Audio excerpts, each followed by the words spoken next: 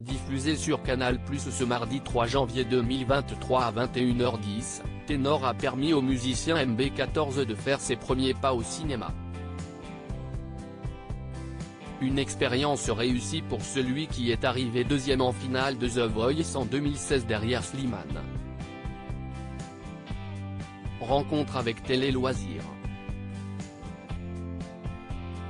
Diffusé sur Canal+ mardi 3 janvier 2023 à 21h10, le film Ténor de Claude Zidi Jr.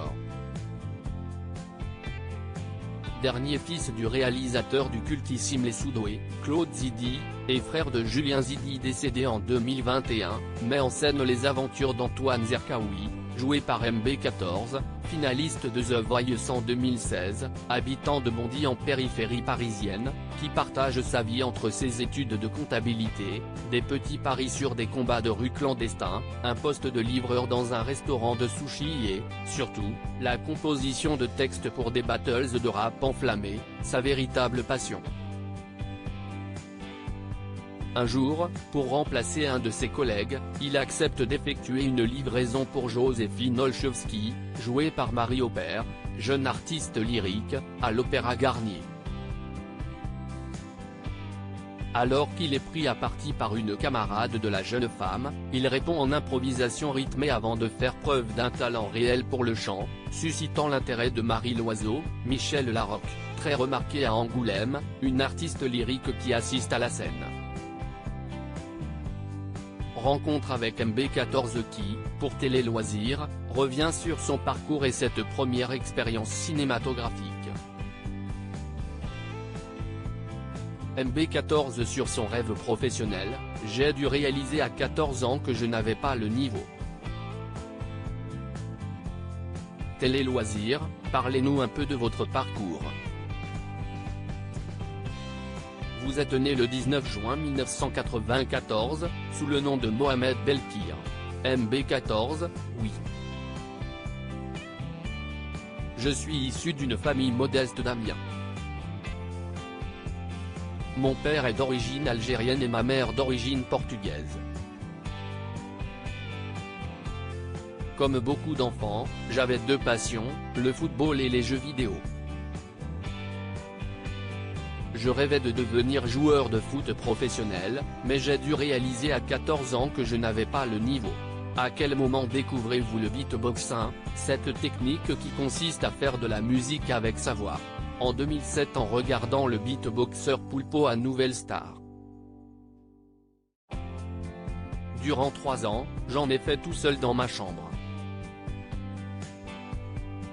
À 18 ans, je me lance et j'achète un looper, une console qui permet de répéter de façon illimitée une séquence musicale, note de la rédaction.